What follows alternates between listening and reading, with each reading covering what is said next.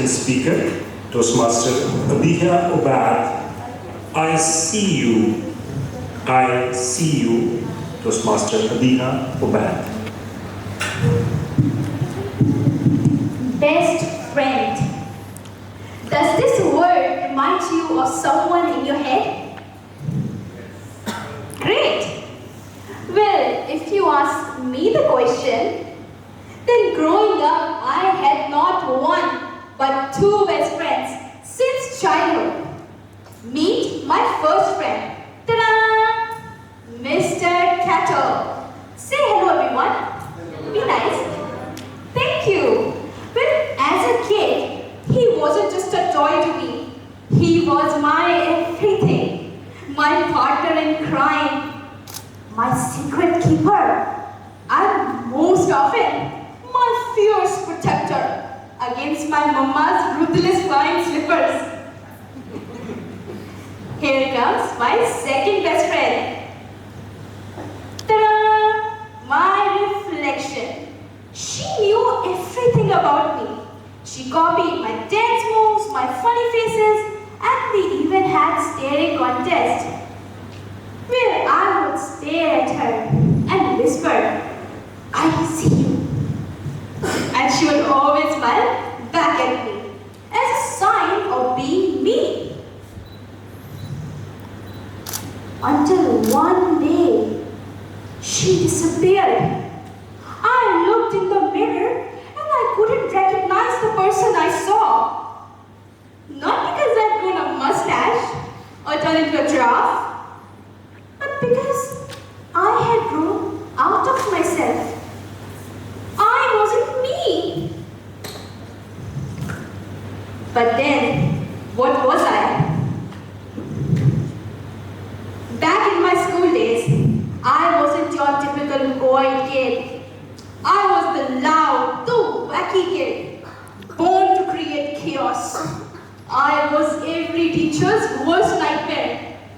You know, once in assembly, I wore two different colored socks and called it fashion. What?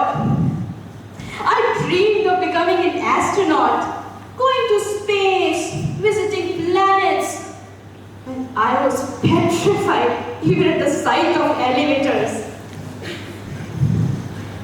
But somewhere between childhood and growing up, things changed. I changed. The world started screaming at me. Abiha, you're too loud. Abiha, you're too much. Be quiet. Be less. So I did. I started shrinking myself. I smiled at people I didn't like. I said yes when I wanted to scream no. I laughed when I was crying inside until the moment came that shattered me. I was hanging out with my friends when I decided to take a bathroom break. When I came back, I saw them laughing hard at something.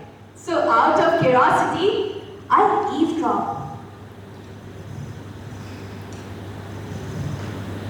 It bombed me that they weren't laughing at any joke. They were laughing at me, at what I had become.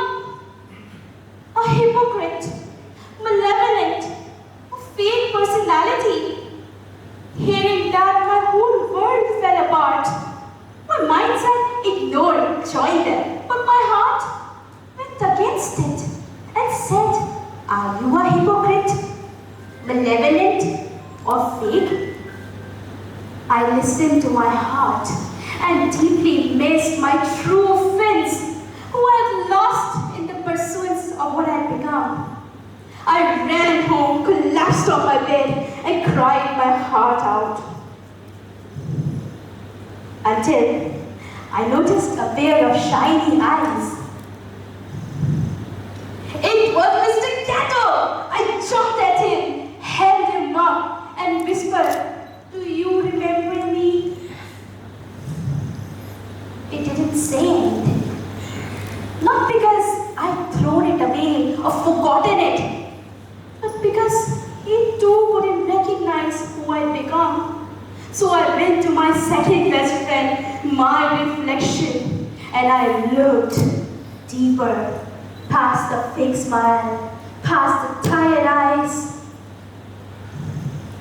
Finally, I got a glimpse of that wild little girl who believed that the world was a stage, who didn't ask for permission to shine. She was there. She was waiting. So after promising myself to be who I was, I leaned in and whispered, "I see you." And after so many years, I found her smiling back at me. Fellow Toastmasters, Mr. Contest Chair, I learned my lesson the hard way. Comparisons don't start when you grow up. It starts the moment you learn to walk. Whether your mama saying, "Why you got a B grade? Someone's got a good name." Or a random auntie saying, "Don't mind, but it looks like you put on weight." These tiny little comments, they shrink us, they steal our spark. What we forget is that comparison kills the joy of being yourself. You just need to be who you truly are. Awkward, loud, bold, but being true you.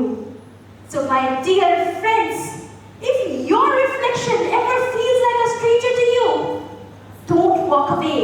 Stand and stare deeper, past the fake smile, past the tired eyes, and sure enough, you'll see your inner child. As the wise guy once sang, "You can't be what you're not, so don't change the way you are." Thank you very much. Over to you, Mr.